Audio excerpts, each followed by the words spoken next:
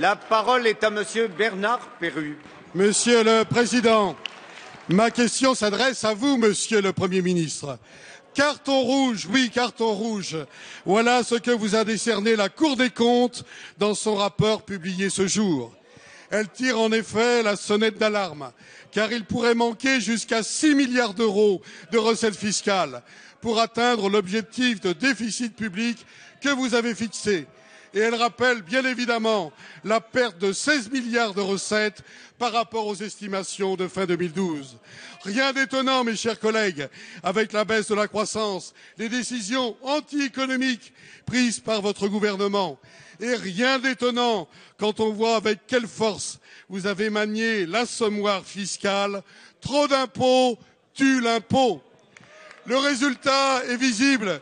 L'économie française est au plus mal. Les ménages souffrent et les entreprises sont à genoux. En dépit de ce constat alarmant que nous constatons tous, vous allez encore plus loin en voulant augmenter encore les impôts.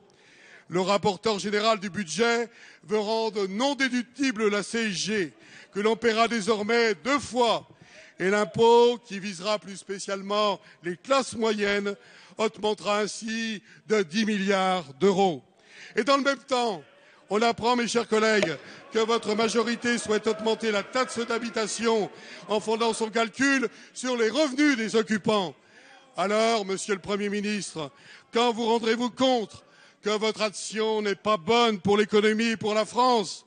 Quand allez-vous engager les vraies réformes qu'attend notre pays et mettre tout en œuvre pour limiter la dépense publique et la dette, car les Français méritent mieux qu'une situation désastreuse.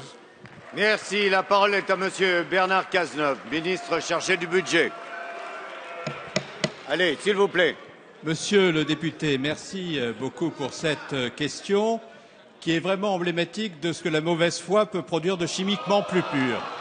Vraiment, on peut difficilement faire mieux dans la manipulation du bobard assumé. Alors, je voudrais reprendre la plupart des propos que vous avez tenus. D'abord, vous indiquez que la Cour des comptes nous morigène de la belle manière, qu'elle nous vilipende en raison des résultats que nous n'aurions pas obtenus. Permettez-moi en quelques mots de vous rappeler les vôtres.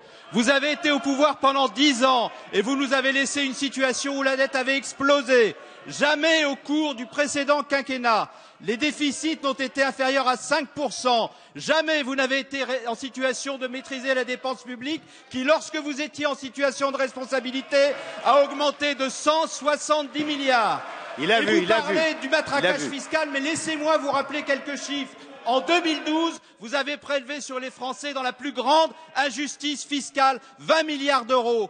En mettant fin à l'indexation du barème de l'impôt sur le revenu, en matraquant les veuves et les personnes âgées de notre pays, en supprimant la demi-part des veuves. En 2012, Madame Pécresse en a ajouté 13 milliards, ce qui vous qualifie tout à fait pour parler de matraquage fiscal. Vous connaissez la science. Pendant des années, vous avez tenu la matraque et vous avez toujours tapé sur les mêmes têtes. Alors quand on a un tel bilan, quand on a eu de telles pratiques, on se dispense de parler avec autant d'arrogance et d'agressivité à l'égard d'un gouvernement qui redresse les comptes publics parce que les déficits diminuent, qui maîtrise la dépense publique parce qu'il a divisé par 4, qui maîtrise les comptes sociaux parce que les déficits des comptes sociaux diminuent. Alors ce travail, nous allons le poursuivre pour redresser la France que vous avez abaissée et nous allons le poursuivre en tenant aux Français un discours de vérité.